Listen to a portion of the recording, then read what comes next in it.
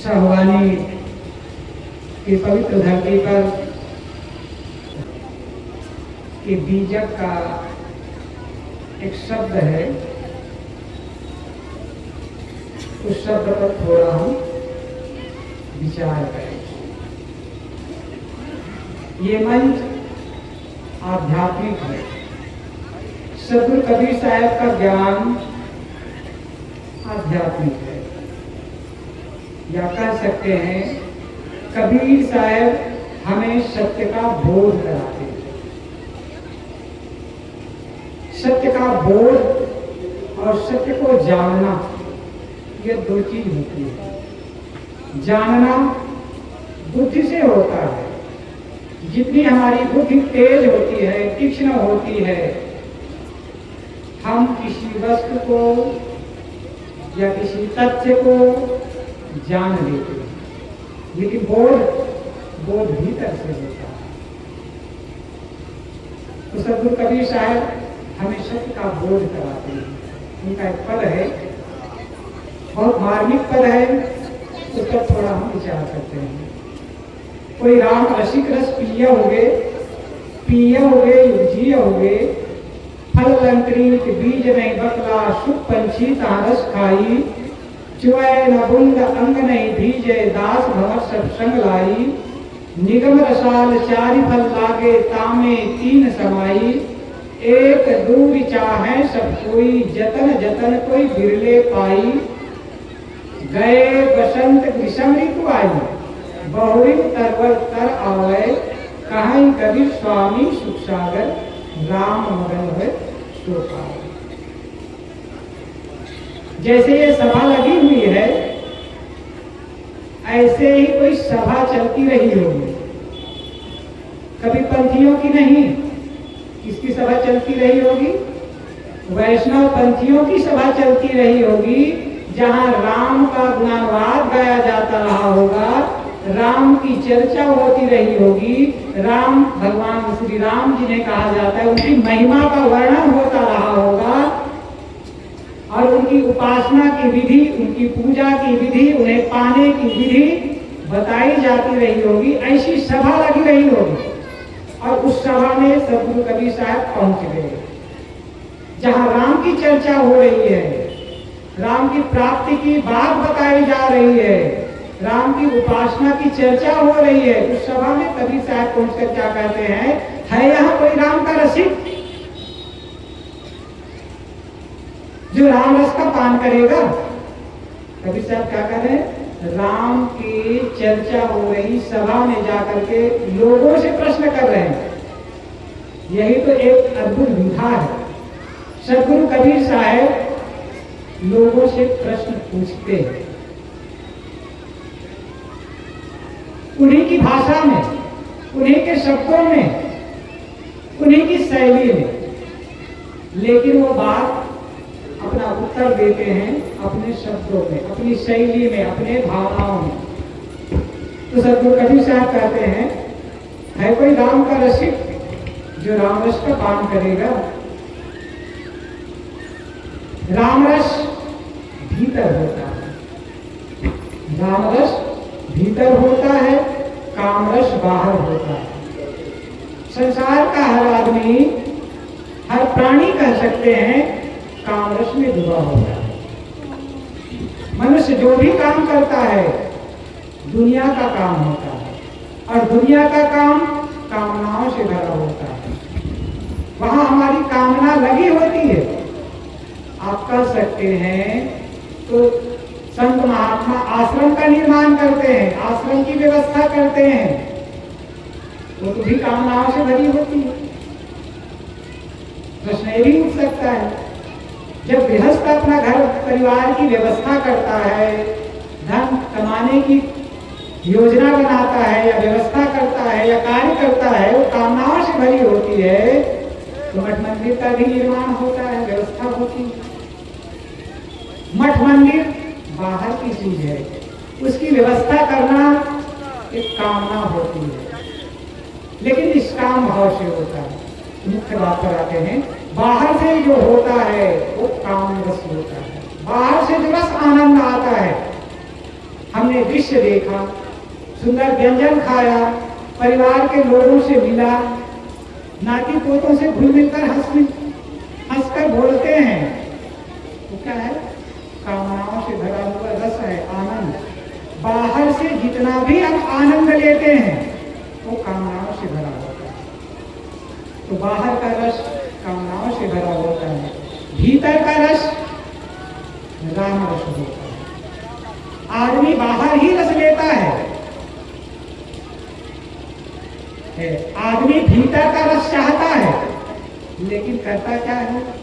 बाहर का रस बाहर के आनंद में ही लगा रहता है। धन कमाने में आनंद आता है, ध्यान साधना में आनंद नहीं आता है। आदमी को परिवार बढ़ाने में आनंद आता है, भक्ति सत्संग सेवा में आनंद नहीं आता है। आनंद किस में आता है? दुनिया की चीजों में आता है। बड़े मकान और गाड़ी खरीदने में आनंद आता है आदमी को। साधना भक्ति में लीन होने में आनंद नहीं आता है। तो आदमी की दिशा गलत होने से आदमी की दशा भी गलत हो जाती है। एक चीज समझ ले, सत्ता पाना है, सत्ता बाहर की होती है। सत्ता पाना होता है आदमी को तो दूसरों को सताता है। सत्ता हमेशा सता कर मिलता है, या फिर कह सकते हैं लोगों को सता कर मिलता है, वो सत्ता होती है, और खुद को सता कर मिलता है, वो सत्य होता है। सत्य और सत्ता दो चीजें होती हैं। आदमी सत्य को तो पाना चाहता है, सत्य को पाना चाहता है, लेकिन अपने को तपाना नहीं चाहता है। सत्य तभी मिलता है जब खुद को तपाया जाता है। सत्य खुद है, सत्य भीतर है, सत्य आत्मा है। कबीर साहब ने क्या कहा है? सांच बराबर तप नहीं, झूठ बराबर पाप, जाके हृदय सांच है, ताके हृदय आप। कबीर साहब ने क्या कहा है?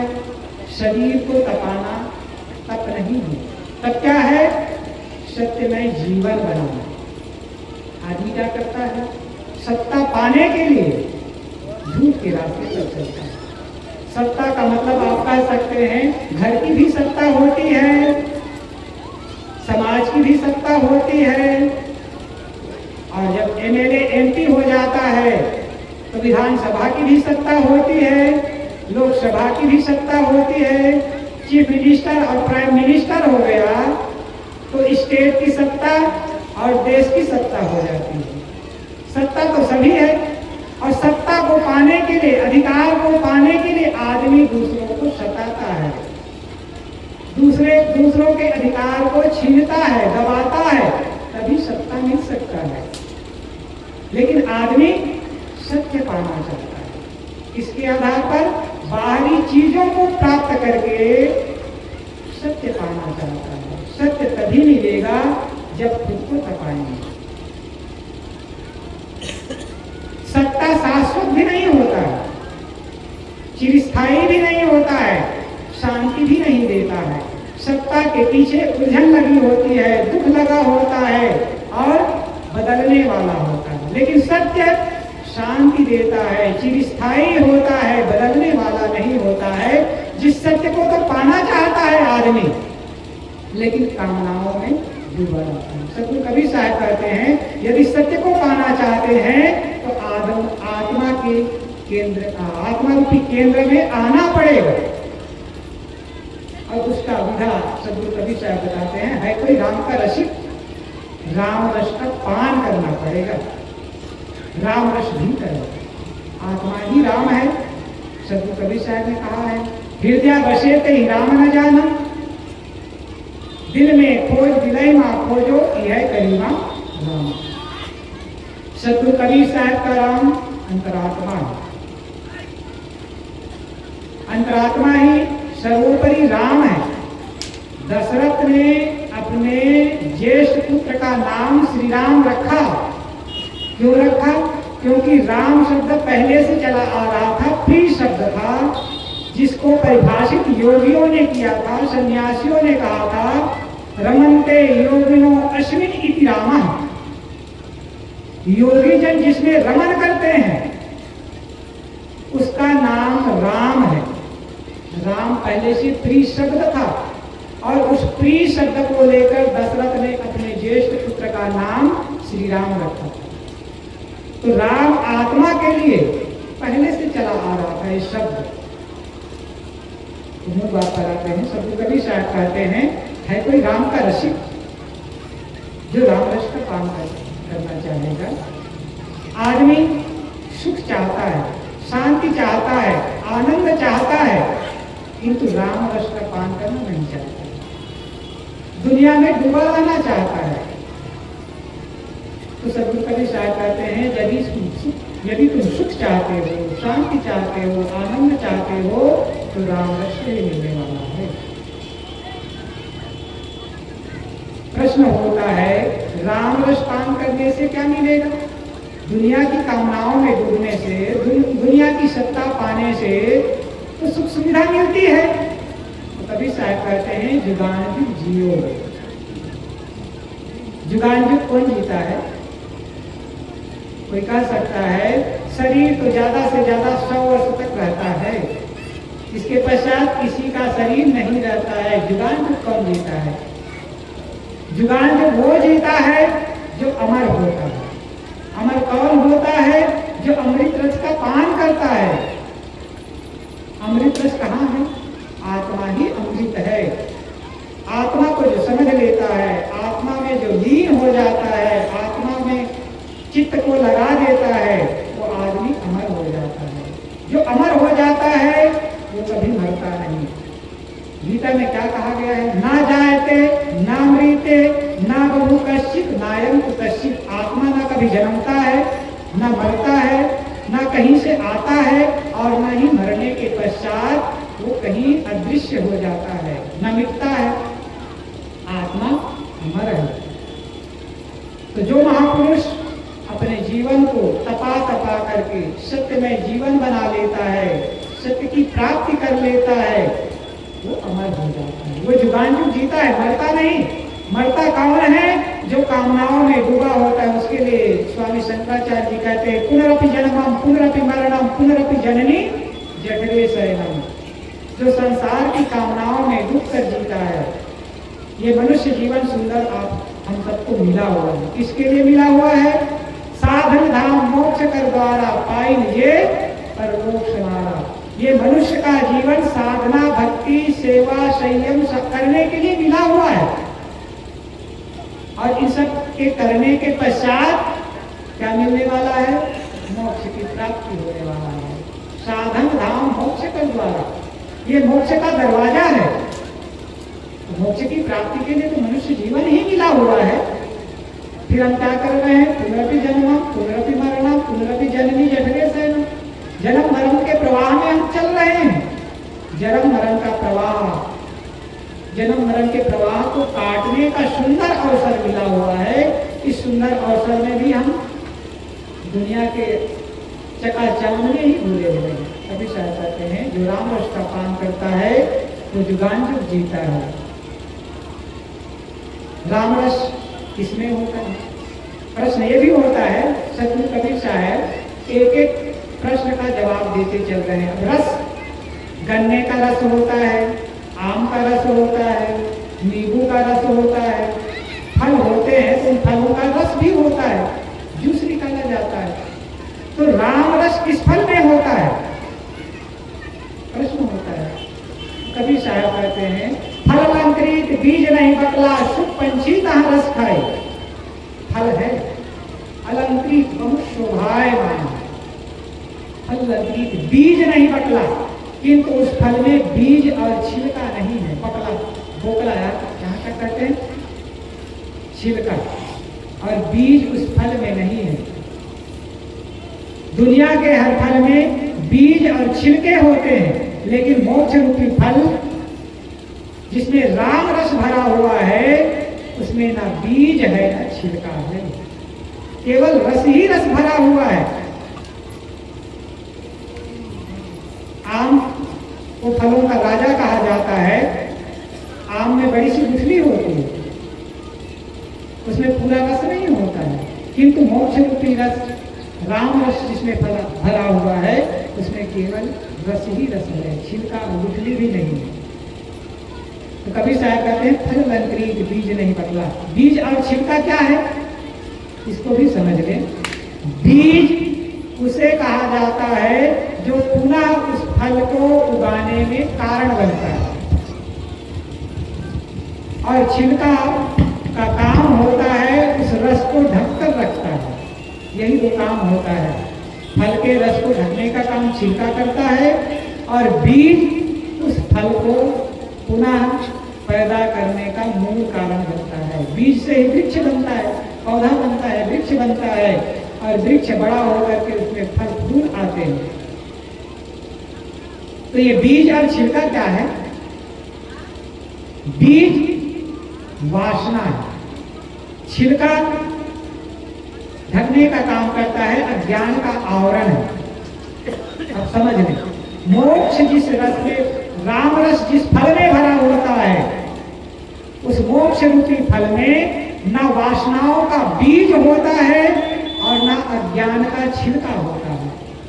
अब समझ लें जरा, हमारे मन में यदि अज्ञान है, हमारे मन में अविद्या है, हमारे मन में भ्रम है, हमारे मन में पाखंड है, हमारे मन में अंधविश्वास है, इसका मतलब है हमारे अंदर वासनाएं भरी हुई है। आदमी वासना को नहीं मिटाना चाहता है, उपासना भले छोड़ देता है किंतु वासना नहीं मिटाता है। आदमी का, हमें मनुष्य का जीवन मिला हुआ है उपासना के लिए, वासना बनाने के लिए नहीं मिला हुआ है। आदमी वासना बनाते चला जाता है, पूरा जीवन वासनाओं को बटोरने में, इकट्ठा करने में, बनाने में पूरा जीवन बिता देता है। जो मनुष्य का सुंदर जीवन मिला हुआ है, उपासना के लिए मिला हुआ है।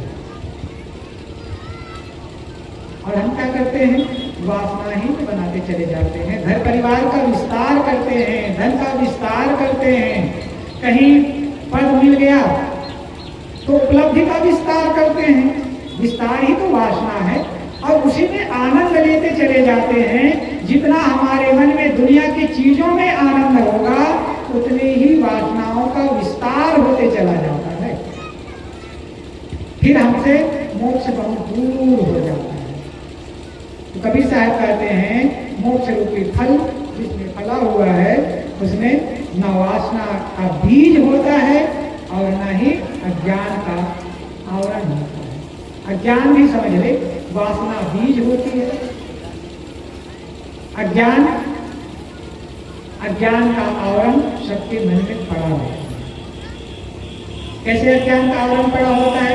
मैं शरीर हूं, ये सबसे बड़ा अज्ञान है। किसी ने बहुत सुंदर कहा है, देह को मैं मानना सबसे बड़ा यह पाप है, सब पाप इनके पुत्र है, सब पाप का यह बाप है। शरीर को मैं मानना सबसे बड़ा पाप है, यहीं से शुरू हो जाता है, देहाभिमान कहा जाता है। सबसे पहले हम क्या मानते हैं? मैं शरीर हूं, शरीर को अपना रूप मान लिया। फिर हम क्या कहते हैं? नाम मेरा रूप है, नाम को अपना मान लिया। नाम तो नकली है, शरीर भी नकली है, नाम भी नकली है, पद और उपलब्धि भी नकली है, और नकली को हम अपने से चिपकाते चले जाते हैं तो असली छिप जाता है। असली आत्मा है वो छिप जाता है देह के भीतर। देह को हम अपना रूप मान लेते हैं, नाम और रूप में हम चिपक जाते हैं। यही है अज्ञान। हम मानते हैं शरीर मेरा है, नाम मेरा क्या है? परिचय है, नाम को अपना मान लेते हैं। पद और उपलब्धि मिल गई तो पद को अपना मान लिए, ये क्या है? अज्ञान। देह को हम अपना मानते हैं, परिवार धन को स्थायी मानते हैं, धन और परिवार को मेरा मानते हैं, ये सब अज्ञान ही तो है। शरीर और संसार अनित्य है, हम क्या मानते हैं? नित्य मानते हैं। अनात्म को आत्मवत मानना, अनित्य को नित्य मानना, दुख रूप को सुख रूप मानना, और गंदा अपवित्र को पवित्र मानना एक अविद्या कहलाता है।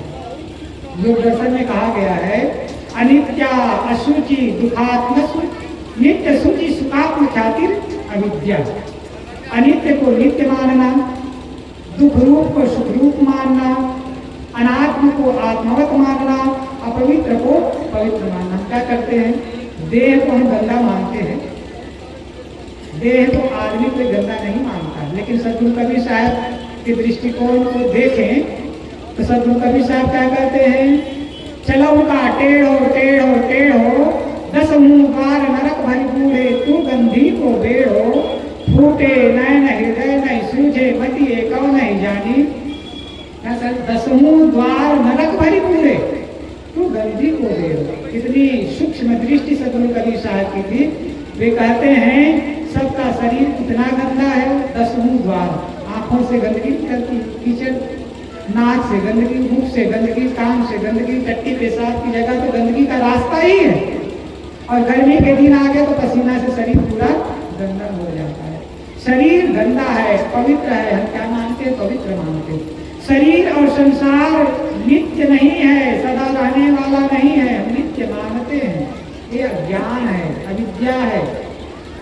दुख रूप और शरीर संसार को हम सुख रूप मानते हैं। शरीर धारण करके सुख मिलता है, तो सुख मिला, कितना मिला, थोड़ा मिला कि ज्यादा मिला, सुख मिला।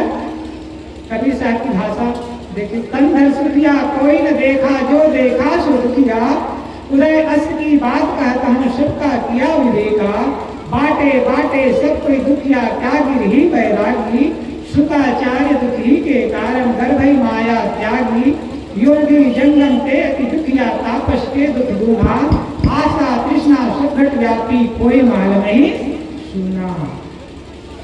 शरीर धारण करके सुख मिलता है कि दुख मिलता है।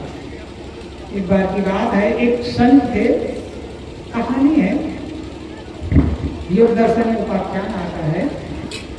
एक जैगी श्रव्य नाम के ऋषि थे और एक दूसरा ऋषि थे आवट्य नाम के।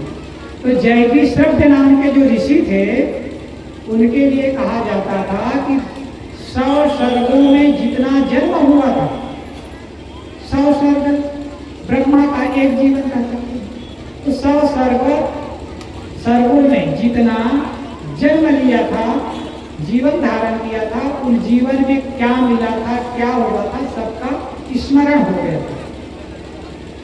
इतना उनको सिद्धि प्राप्त हो गई थी। तो आवट्य ऋषि ने उनसे पूछा, भगवान आपको 100 स्वर्गों में जितना जीवन धारण किए हैं उन सबका पता है, कब तक किस समय कौन से खाने में शरीर धारण किए थे, तो प्रभु ये बता दीजिए, इतने जीवन धारण की याद आपको है, स्मरण है, तो इतने जीवन में क्या मिला, क्या पाए। उसने क्या कहा, केवल दुख के अलावा कुछ भी नहीं मिला। दुख ही तो मिलता है। कभी साहब इसलिए कहते हैं तन धर सुखिया का उन्हें देखा जो देखा सो दुखिया। मूल बात पर आए, उन्हें कह रहा था कि शरीर और संसार दुख रूप है। क्या मानते हैं, शरीर तो सुख रूप है। शरीर को हम सुख रूप मानते हैं तो पत्नी में सुख लगता है, शरीर को सुख रूप मानते हैं तो पति में सुख लगता है, शरीर को सुख रूप मानते हैं तो बच्चों में सुख लगता है, शरीर को सुख रूप मानते हैं तो धन में सुख लगता है, शरीर में सुख मानते हैं तो मकान जमीन और गाड़ी मोटर में सुख लगता है। शरीर सुख का हम केंद्र मान लेते हैं शरीर को, तो वहीं से हमारी दिशा बदल जाती है और हम दुख के पथ पे चले जाते हैं। तो मैं कह रहा था, हमारे अंदर हमारे मन में अज्ञान का पर्दा पड़ा होता है। मैं कह रहा था कि दुख रूप शरीर और संसार को हम सुख रूप मानते हैं, ये अविद्या है। तो सदगुरु कबीर साहब कहते हैं, मोक्ष रूपी फल जिस मोक्ष राम रस जिसमें भरा हुआ है, वो मोक्ष रूपी फल में ना वासनाओं का बीज है और न ही अज्ञान का छिलका है। अज्ञान वहां होता नहीं है, वहां वासनाएं होती नहीं है जो पुनः हमें संसार में ले आए। तो स्टार्ट करते हैं, फल लंकृत बीज नहीं बंगला, शुभ पंछी कहाँ रस खाई। लेकिन उस रस का पान कौन करता है? सुगा पक्षी करता है। सवेरे के सत्र में साहब जी से सुन ही रहे थे, सुगा पक्षी की कहानी सुन रहे थे ना आप सब। सुगा पक्षी कैसे धोखा खाता है सेमल के फूल में, कहानी आप सब सुन ही रहे थे सवेरे के सत्र में। तो कभी साहब भी वही प्रसंग ले आते हैं, कभी कहते हैं सुगा पक्षी ही उस रस का पान कर सकता है। किसका? मोक्ष रूपी या राम रस का आनंद वही ले सकता है जो सुगा पक्षी है। कोई कह सकता है सुगा पक्षी को आनंद मिलेगा तो हम क्या करेंगे? हम तो सुगा है नहीं, हम तो मनुष्य है। यहाँ पर कबीर साहब सुगा पक्षी का उदाहरण देकर के बताना चाहते हैं। सुगा, सुगा मतलब सुगा, तोता। यहाँ पर कबीर साहब ने सुग्या, सु सुंदर, सु पूर्ण, सु अच्छा, पूर्ण ज्ञानी ही इस रस का पान करते हैं और उसे नहीं मिलता है। चुए न बुंद अंग नहीं भीजे, दास भवन सब संगलाए। उसे एक दूर भी नहीं मिलता है जो अपने को भक्त मानता है और रात दिन मंदिर में घंटी बजाते रहता है, दीपक जलाकर आरती उतारते रहता है, संगम में डुबकी लगाते रहता है, मंदिरों में माथा टेकते रहता है और तीर्थों में घूमते रहता है और भगवान को, परमात्मा को पाने के लिए यहाँ वहाँ भटकता रहता है। कभी साहब कहते हैं चुए न बूंद अंग नहीं भीजे, दास भवन सब संग लाई। वो अपने को दास जरूर मानता है, भक्ति जरूर करता है, उसकी उपासना जरूर करता है। कभी साहब कहते हैं उसको एक बूंद रस नहीं मिल सकता है। क्यों? क्योंकि उसकी भक्ति की दिशा ही गलत है। जब दिशा गलत हो जाती है तो आदमी की दशा गलत हो जाती है। हमें जाना है दिल्ली और दिल्ली यहाँ से जाना है तो हम किस दिशा में चलेंगे?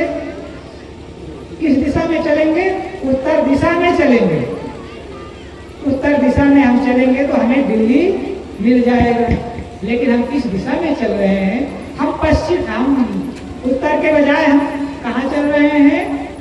उत्तर के बजाय हम दक्षिण में चले जा रहे हैं। और दक्षिण में जाकर के दक्षिण की ओर चल करके क्या दिल्ली मिल सकता है? दिल्ली और दूर होते चली जाएगी। हमारी यही दशा हो रही है। तो कबीर साहब कहते हैं हम पाना तो चाहते हैं सुख, पाना तो चाहते हैं आत्म शांति, या कह सकते हैं मोक्ष की प्राप्ति भी चाहते हैं, किंतु हम चलते किधर हैं? मंदिर की ओर जाते हैं। कोई गुरुद्वारा में जाता है, कोई मस्जिद में जाता है, कोई चर्च में जाता है, कोई तीर्थों में जाता है और वहां उसे नहीं मिलता। इसलिए सबको कभी साहब को कहना पड़ा, मोह को कहाँ ढूंढे बंदे, मैं तो तेरे पास में, ना तीरथ में, ना मूरत में, ना काशी कैलाश में, खोजी होए तुरंत मिल जाऊं पल भर की तलाश में। सतगुरु कबीर साहब साफ साफ कह देते हैं, मोह को कहाँ ढूंढे हो, मुझे तुम कहाँ ढूंढते हो? ना काशी कैलाश में, ना मैं काशी में मिलने वाला हूँ, ना कैलाश में मिलने वाला हूँ, ना मथुरा में मिलने वाला हूँ, ना द्वारका में मिलने वाला हूँ, ना अयोध्या में मिलने वाला हूँ, ना तीर्थों और मंदिरों में मिलने वाला हूँ। मंदिर में तो भूत धरे हैं, मस्जिद सफम सफाई है, दिल दरगाह के अंदर देखो झलकता नूर खुदाई है। वो दिल दरगाह में मिल सकता है, उसे हम कहाँ ढूंढते हैं? तो कबीर साहब कहते हैं चुए न बुंद अंग नहीं भीजे, दास भव सब संग। संसार के लोग अपने को भक्त तो जरूर मानता है, लेकिन भक्ति बाहर की ओर करता है, बाहर से पाना चाहता है, उसकी दिशा गलत हो जाती है, उसे मिलता भी नहीं है। जिस दिन हमारी दिशा सीधी हो जाएगी तो दशा बदल जाएगी, हमारी खोज की दिशा बदल जाएगी, तो हमें वो जिसे हम पाना चाहते हैं वो शांति भी मिल जाएगी, सुख भी मिल जाएगा, आत्मा भी मिल जाएगा। आत्मा पाने की वस्तु नहीं है, और समझ लें, आत्मा पाने की वस्तु नहीं है, आत्मा खोजने से नहीं मिल सकता है। बाहर यदि आत्मा परमात्मा सुख को पाने के लिए खोजोगे तो बाहर खोजते खोजते खोजते सुख जरूर जाओ, मिलने वाला नहीं है। यदि मिलेगा तो भीतर मिलेगा। तो इसीलिए कवि साहब कहते चुए न बूंद अंग नहीं भीजे दास धन सत्संग लाई, निगम रसाल चारि फल लागे तामे तीन समाई। लेकिन जिस पेड़ में वो फल फलता है वो निगम कहा जाता है वेदों को, और रसाल कहा जाता है आम को। निगम रसाल चारि फल लागे तामे तीन समाई। वेद निगम का मतलब होता है वेद, आगम का मतलब होता है वेद के इतर ग्रंथों को आगम कहा जाता है। निगम वेद, रसाल वेद रूपी आम के वृक्ष में 4 फल लगे हुए हैं। 4 फल कौन कौन से हैं?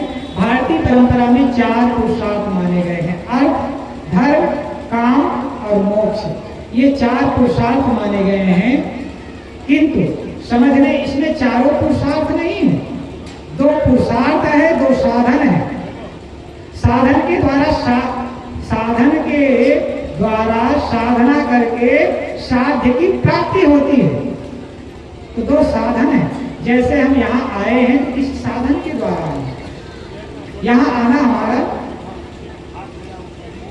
लक्ष्य था, तो यहाँ आने के लिए हम एक साधन का प्रयोग किए। साधन हमारा लक्ष्य नहीं था, आना यहाँ पहुंचना हमारा लक्ष्य था। ठीक वैसे ही मोक्ष हमारा मंतव्य होता है, लक्ष्य होता है। तो उसका साधन क्या है? धर्म साधन है। बिना धर्म के पालन किए मोक्ष की प्राप्ति नहीं हो सकती। धर्म क्या है? शास्त्रों में धर्म कहा गया लोक धार्यति इति धर्म। जिसे लोक धारण करता है, सृष्टि धारण करता है, उसे धर्म कहा जाता है। पानी का धर्म शीतलता है, मिट्टी का धर्म कठोरता है, आग का धर्म उष्णता है। ठीक वैसे ही मनुष्य का धर्म मानवता है। जाके दया धर्म नहीं मन में, मुखड़ा क्या देखे दर्पण में। धर्म न दूसर सत्य समाना, आगम निगम पुराण बताना। धर्म क्या है? दया, क्षमा, करुणा, प्रेम, समता, एकता, सत्य, सहिष्णुता, ये सब धर्म है। बात कराते हैं, मैं कह रहा था, कवि साहब कहते हैं वेद रूपी आम के वृक्ष में 4 फल लगे हुए, 4 पुरुषार्थ लगे हुए हैं। उनमें 3 सामान्य हैं। रुपये, पैसे, धन, अर्थ बहुतों के पास, लोगों के पास हो जाता है। कामनाओं की पूर्ति बहुतों की हो जाती है, इसमें सामान्य है। धर्म कर्म के काम बहुत लोग कर लेते हैं, अधिकतम लोग कर लेते हैं, इसलिए वो भी सामान्य है। मोक्ष विशेष है और वो दूर लगा हुआ है और उसे सब चाहते हैं। ऐसा नहीं है कि कोई नहीं चाहता हो, दुख कोई नहीं चाहता है, दुख कोई प्राणी नहीं चाहता है, इसलिए मोक्ष सुख सब चाहते हैं। तो सब लोग कवि साहब की पद पर मैं थोड़ी देर विचार किया। मेरा समय होने जा रहा है, तो मैं आप लोगों के बीच सदगुरु कबीर साहब के पद पर थोड़ा सा विचार किया। कोई राम रसिक रस पिया हुए, युग जिया हुए, फल लंकरीत बीज नहीं बदला, सुख पंछी तारस खाई, चुए बुंद अग नहीं भीजे, दास भवर सत्संग लाई, निगम रसाल 4 फल लागे तामे 3 समाई, एक दूर चाहे सब कोई, जतन जतन कोई बिरले पाई, गए बसंत ग्रीष्म ऋतु आई, बहु अंतर तर आवे, कहें कवि स्वामी सुख सागर, राम मगन हुए सो पावे। बोलिए सदगुरु कबीर साहिब की, बोलिए सदगुरु देव की जय। संत